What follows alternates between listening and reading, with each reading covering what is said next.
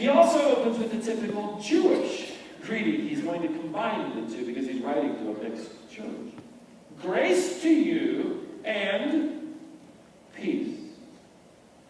Now again, this concept of shalom, he uses a Greek term, but the concept here would be a concept the Roman Empire was proud of.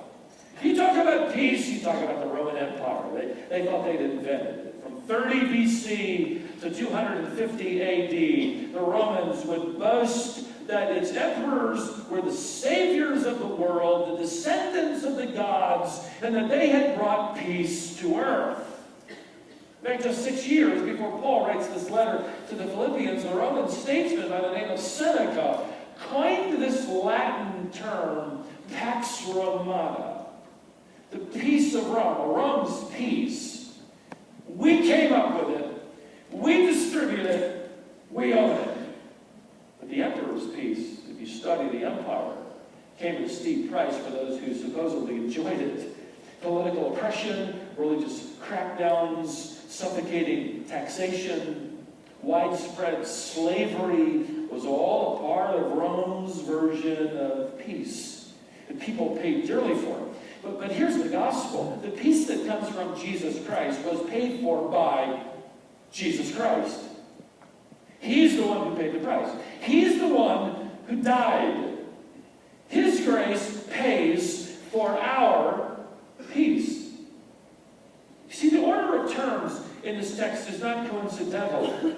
First, grace from God, then peace with God. Which is another way of subtly reminding the Philippians that people cannot experience it. They can't experience lasting peace until they have experienced saving grace. Grace first, then its fruit, peace. You don't pay for it. You don't earn it. You don't merit it. You don't do enough good to deserve it. He took care of it. James Montgomery Boyce wrote that it was no coincidence that the first words Jesus Christ delivered to his disciples after he arose from the grave and met the disciples in that upper room were the words, peace be with you. John 20:19. Imagine what Jesus could have said. His first meeting with the disciples after his resurrection. Imagine what he could have said. I thought you weren't going to abandon me.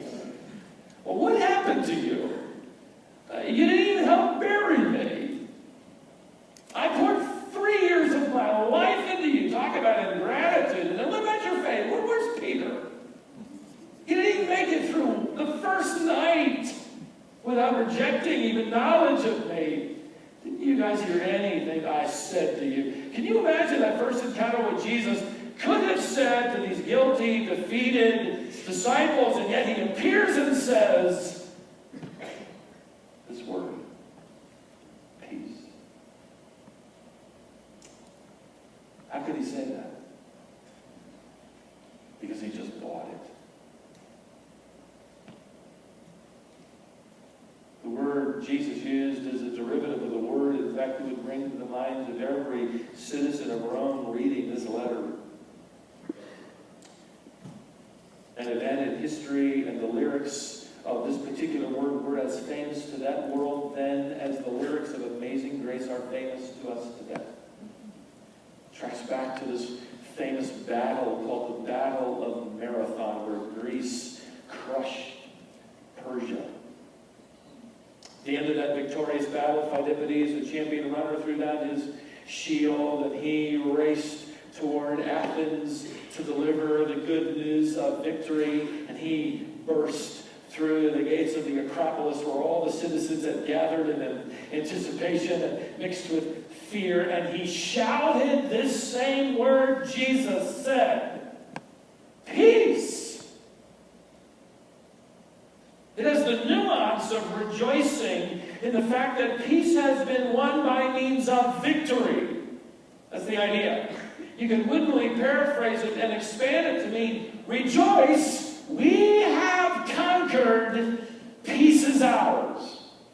So here the disciples are huddled in the upper room, John records that they'd even locked the door. They're terrified of the Jewish leadership. They don't want to be taken next, and they're also fearful of the Romans. They expect to hear the padding of Roman sandals on the